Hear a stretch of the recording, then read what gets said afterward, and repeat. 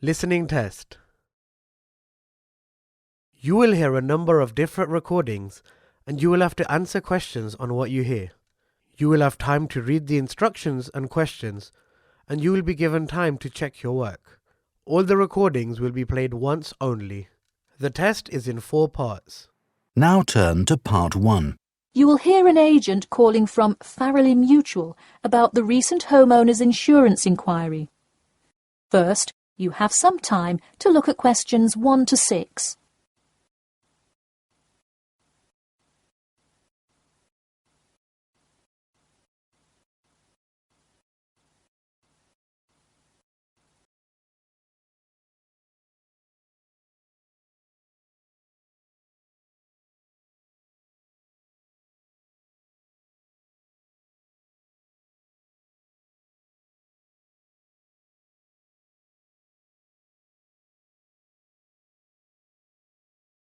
You will see that there is an example which has been done for you.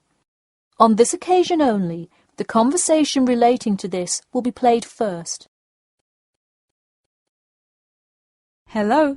Yes, I'd like to speak with Janet Evans, please. Speaking. Hi, Miss Evans. This is Jim Rodriguez, calling from Farrelly Mutual about your recent homeowners insurance inquiry. The man says that he'd like to speak with Janet Evans. So, Janet Evans has been written in the space. Now we shall begin. You should answer the questions as you listen, because you will not hear the recording a second time. Listen carefully and answer questions 1 to 6. Hello. Yes, I'd like to speak with Janet Evans, please. Speaking. Hi, Miss Evans. This is Jim Rodriguez, calling from Farrelly Mutual about your recent homeowners insurance inquiry. Yes, hi. Thanks for returning my call. My pleasure. I understand you are potentially interested in insurance for a bungalow located a bit out of town. Could you give me the address? Sure, it's 49 Greenway Court. Greenway is one word. Thank you. All right, and would you prefer to be contacted via email or phone? Either one is fine. Maybe try emailing me first, and as an alternative, I can give you my phone number. Great, and what is your email address? pk2@cat.com. Did you say cat as in the animal? Yes, it is the acronym for the construction company I work for. I'm sure you've seen them around. Yes, I have, and could you give me your primary phone number and the best time to reach you? Sure. The number is 020-4251-9443. I am generally unable to answer my phone at work, but any time after 5:30 p.m. is fine. I will make a note of that here. Now, I'm going to ask you a little bit about property itself, so we can make an accurate estimate of the cost of insuring your home. Could you tell me the size of your house? Well, I don't have the exact measurements, but I'm pretty sure it's right around 80 square meters. Should I measure it and call you back later? No, that's completely all right. I'll write 80 square meters for now to get the estimate, and then an agent will come get the exact measurements later on if you decide to purchase our insurance. Okay, great. And what material is your house made of? For example, wood, brick, stucco? It's mainly brick. Great. That will give you a lower rate than most of the materials, since it is so strong. Wonderful. And do you have any sort of home security, Miss Evans? We don't have a fence or anything yet, but we have an alarm system that we use regularly. Good. Before you hear the rest of the conversation, you have some time to look at questions 7 to 10.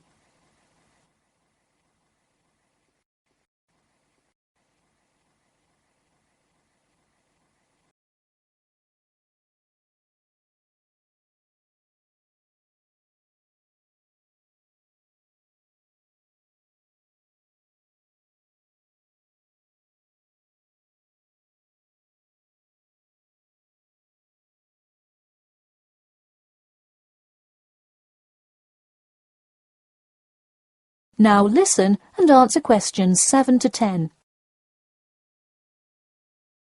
Now, I'll go through a number of things we offer coverage for and I'd like you to tell me which items you want your policy to cover. OK. We'll start with the building itself first. Would you like us to cover incidental damage to the structure to your house? Absolutely. Splendid. And the contents inside your house? We usually cover all items with an appraised value of about £200. Would you like us to cover theft and damage beyond natural wear and tear? I will let you know that the second option here will come with a considerable increase in your rates. I think I'd just like the contents of the house to be covered against theft then. All right, and would you like any other insurance? Fire, flood, etc.? Yes, I definitely want flood coverage. It rains a lot here and the drainage system in the area is not the greatest. Okay, I am calculating your quotation now. It will just take a second. It looks like your annual insurance rate will be £148.30. Thanks, that seems somewhat reasonable. I would like to take some time to think about it. How long does it take to begin receiving coverage after signing up? It depends on the time of year. It can take anywhere from 2 to 6 weeks. I would say if you sign up by July the 1st, you could start your coverage by August the 1st. I see. OK, thanks for your help. Should I call you back at this number when I have made my decision? Yes, please. And so that we can look up your account faster, I'll give you a reference number that you should provide when calling. Ready? Yep. It's TR278Q. Got it. Thanks. Thank you, and have a nice day. That is the end of section 1. You now have half a minute to check your answers.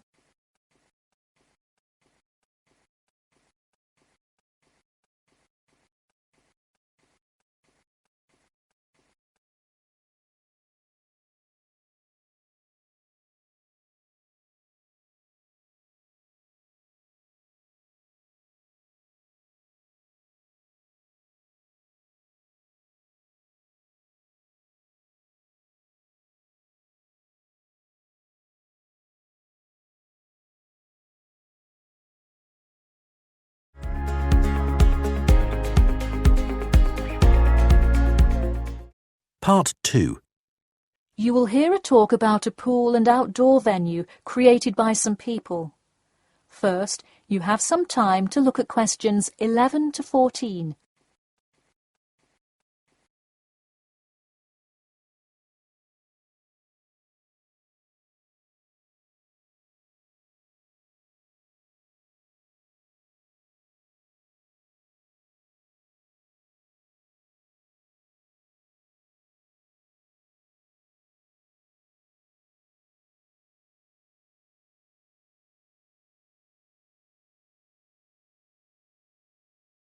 Now, listen carefully and answer questions 11 to 14. Hey, if you're just joining us on WKPX The Sound, welcome. We're here in the studio with Matt and Cam in the morning, and this morning we're talking about keeping the kids occupied on summer vacation. Folks, there's a new kid in town in the world of summer fun. Get ready for the Pool of the People. A pool and outdoor venue created by, that's right, the people. Scheduled to open in November, the ideas for everything from the design of the pool right down to the items sold in the snack bar have been decided upon by a sample of 1,050 members of the public. The public selected 2 top proposals from over a dozen created by renowned architect Ned Mosby, and the final design is truly something else. The pool is shaped like a fishbowl, sinking down into the ground. And there's, you guessed it, a real live fish tank in the center. It's certainly the center of attention in the Bridgewater area. Now, you are probably wondering how much an extravagance like this must cost, right?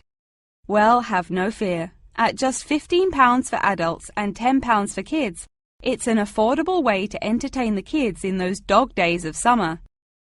The only problem now is the possibility that it will in fact become too popular. The pool is only so large, so swarms of people coming to enjoy it may cause quite a crowd in its first summer of opening. There will be an opening party for a select audience, and in line with the pool's mission, the people have decided on all the arrangements. They collectively decided on actress Rebel Wilson to host in the festivities scheduled for later this month, and even dictated the playlist by ranking their top 10 songs from a list of hundreds.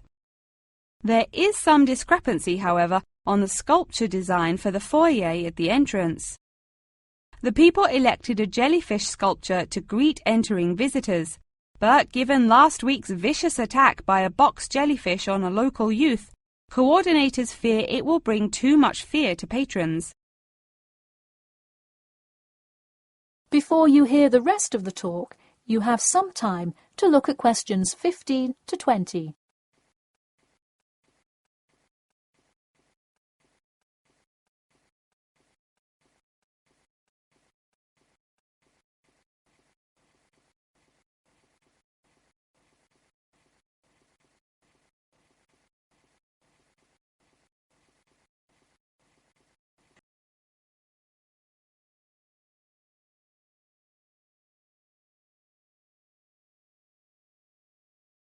Now listen and answer questions 15 to 20. The theme of the clubhouse is set to be International Waters, with a different section representing each continent, designed by the legendary local artist Roberta Annuzzi. Representing Asia in the reception area will be a mosaic made up of prominent animals indigenous to the continent. A camel, a panda, and the Siberian white tiger, to name just a few. In the West Lounge, feel the cool, icy vibes of the transantarctic mountains of Antarctica. Makes you cold just thinking about it, doesn't it? Just seeing a wall with a mural of the glacial mountains is almost enough to cool you off on a December afternoon. Almost.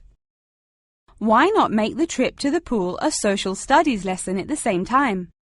The theme in the ladies' lounge room for Africa may not be what you expected. A safari?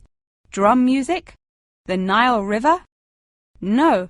Did you know that Africa was home to the first jewelry? I sure didn't. By contrast, as you may expect, North America's theme for the card room is as modern, even futuristic as it gets. Annuzzi created for North America a sort of absurdist print, interestingly juxtaposing the moon landing of 1969 with an abstract depiction of humans living on Mars. Seems to me like an interesting commentary on the future of space exploration. And in the men's lounge room, the ancient forts of Sparta, Rome, Greece, and other European civilizations fittingly exhibit the strength and combatant characteristics of these societies. Finally, the cafe and breakfast room area is an enchanting round room that draws all attention to its center, where there is a strikingly realistic sculpture of a volcano. The delicious food may actually be only the second most exciting part of this room, in comparison to the 9-foot statue, complete with brightly colored molten lava to characterize South America. Honestly, it is like a museum visiting each room of the clubhouse. Why not make the trip to the pool an educational one for the kids? We're going to take a quick commercial break here at WKPX, but we'll be back in 10 with more on what's touted to be the summer's hottest place to beat the heat. That is the end of section 2. You now have half a minute to check your answers.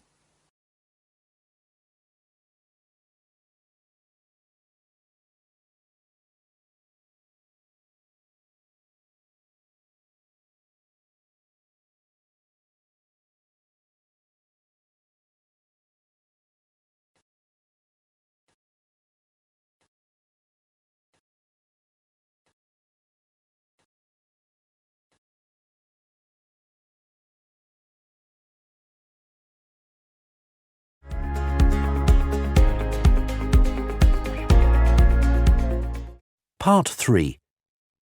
In a moment, you are going to hear a conversation between a professor and his student Alicia.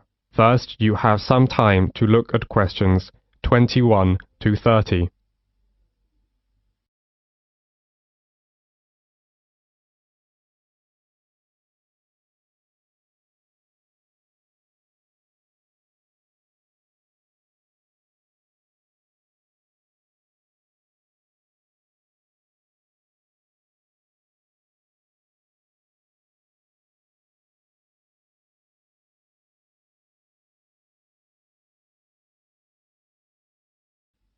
Now, listen carefully to the conversation and answer questions 21 to 30. Section 3. Until recently, we knew almost nothing about how important bees are in maintaining natural diversity. Now we know more about them. We know, for example, that bees fall into two categories: wild bees and domesticated honeybees. A main reason for the domestication of bees has always been the production of honey and beeswax. We also know that honeybees are the dominant pollinators. In addition to bees, wasps, moths, butterflies, flies and beetles, as many as 1,500 species of bird and mammals serve as pollinators. Many crops of commercial importance, such as almond, cherry, avocado pear, watermelon, cucumber, rely on pollination by insects, and of these insects, bees are by far the most important. Animals and insects provide pollination services for over 3/4 of the stable crop plants, and for 80% of all flowering plants in the world. The economic value of animal pollinators to world agriculture has been estimated to be $200 billion per year. Pollination is one of nature's services to farmers, so think about this. If you eliminated the pollinators, it would take the food right out of our mouths. We biologists never imagined we'd see the day when wild plants or crops suffered from pollinator scarcity. But, unfortunately, that day has come. In fact, farmers in Mexico and the US are suffering the worst pollinator crisis in history. So, what happened? Any ideas? Alicia? It is, because of natural enemies? I read something about a kind of parasite that's killed lots of bees. It's true. An outbreak of parasitic mites has caused a steep decline in North American populations of honeybees. But parasites aren't the only factor. What about the pesticides used on farms? All those chemicals must have an effect. Most definitely, yes. Pesticides are a major factor. Both wild and domesticated bees are in serious trouble because of pesticides. In California, farm chemicals are killing around 10% of all the honeybee colonies. Agriculture in general is part of the problem. Another example is the monarch butterfly. Millions of monarchs from all over the US and southern Canada fly south every year in late summer. The monarch is the only butterfly that returns to a specific site year after year. Unfortunately, the herbicides used in the milkweed in the Great Plains are taking a toll on monarchs, and fewer of them are reaching their winter grounds in Mexico. In a recent field study at Cornell University in the US, it was found that monarch butterfly caterpillars eating corn-toxic pollen blown onto milkweed plants near cornfields had suffered significant adverse effects, leading to death of nearly 20% of the caterpillars. Wow, 20%! That's so tragic. And it's more than that. There are over 1,500 species of butterflies in the Indian subcontinent, but their population is dwindling because of environmental changes. Many man-made environmental changes like deforestation, extension of farming, and unrestricted urbanization are threatening some species of butterflies to extinction by destruction or disturbance of their larval as well as adult food plants, feeding grounds and shelters. Many of the most spectacular and endangered species have various levels of protection under local legislation. However, there is a major trade in the spectacular tropical species for incorporation in ornaments and souvenirs. The international demand for insects is greater than most people realize. Yes, indeed. I once read an article about another important pollinator, the long-nosed bat. These amazing animals feed on cactus flowers, but they are having a tough time too. Some desert ranchers mistake them for vampire bats, and they've tried to poison them or dynamite the caves where they roost. Yes, we must recognize that pollination is not a free service, and that investment and stewardship are required to protect and sustain it. So what can be done about this situation? Well, wildlife farming, based on sustainable exploiting wild creatures, can help to save endangered species like butterflies and their habitats.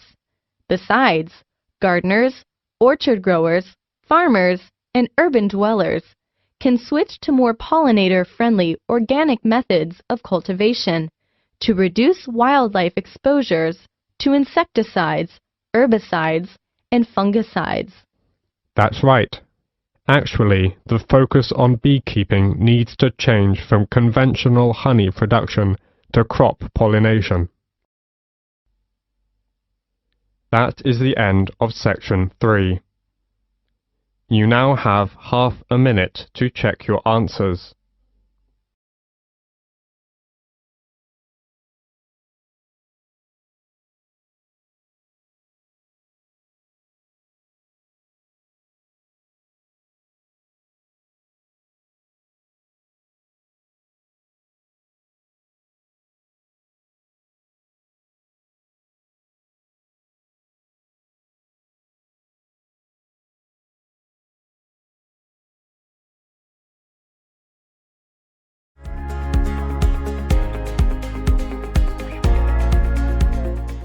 Part 4. In a moment, you are going to hear a talk about movies. First, you have some time to look at questions 31 to 35.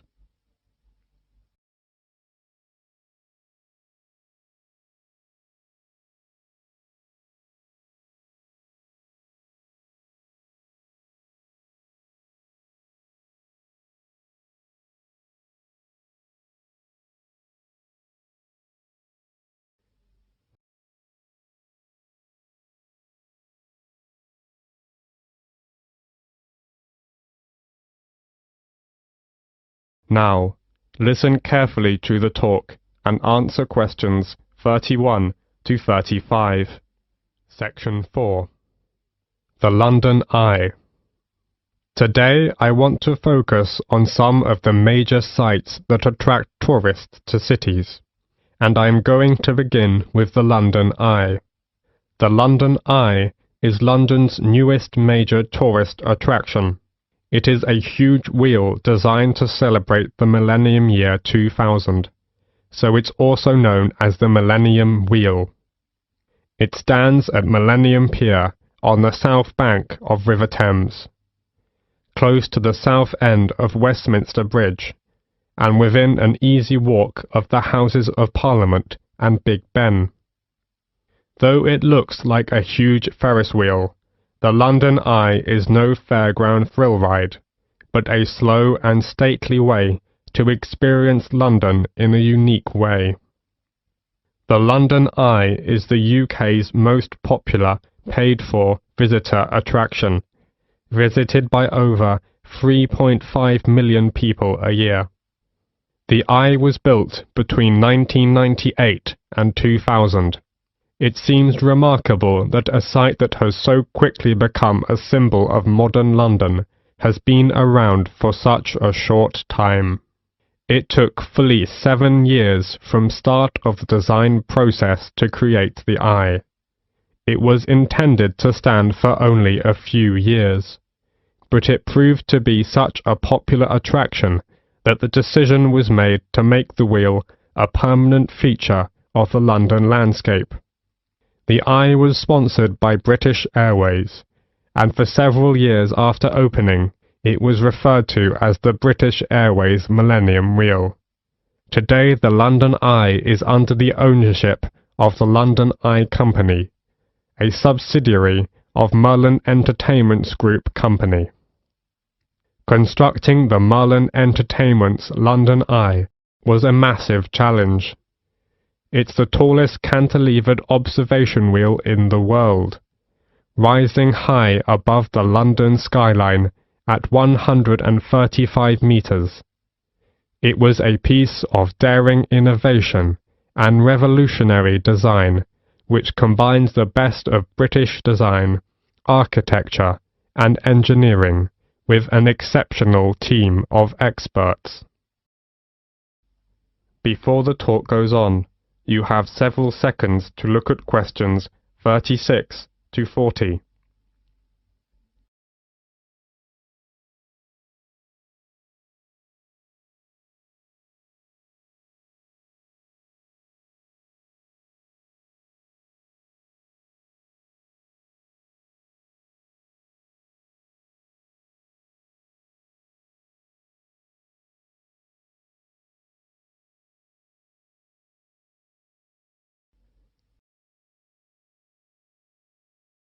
Now listen to the continued talk and answer questions 36 to 40 by completing the diagram.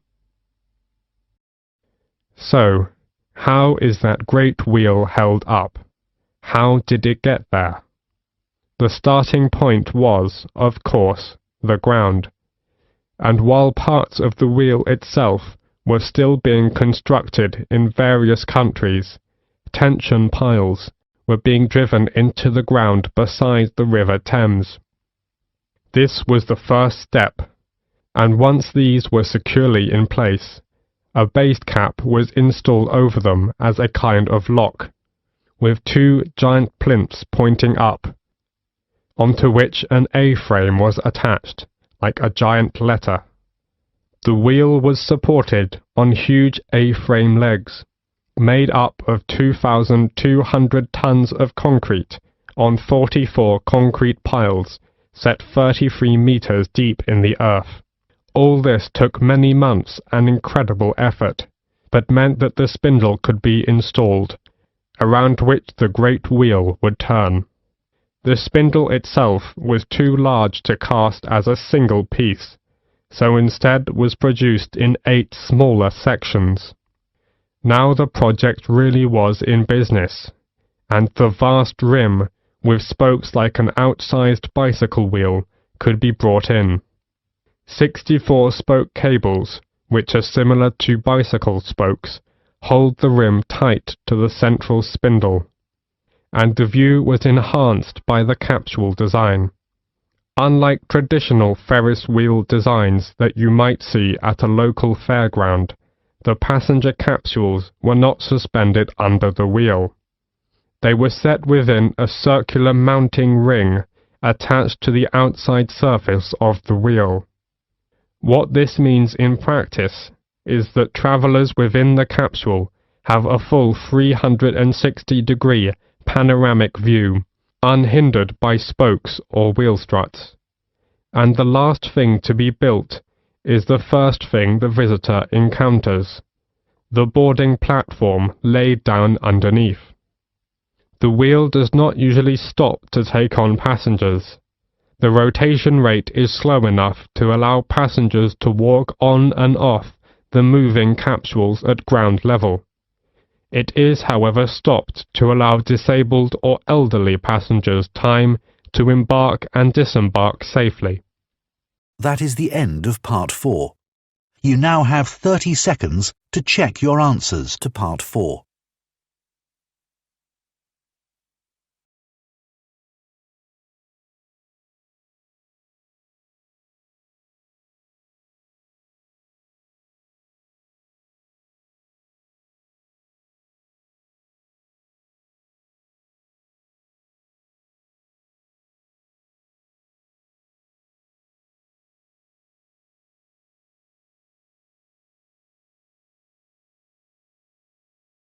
That is the end of the listening test.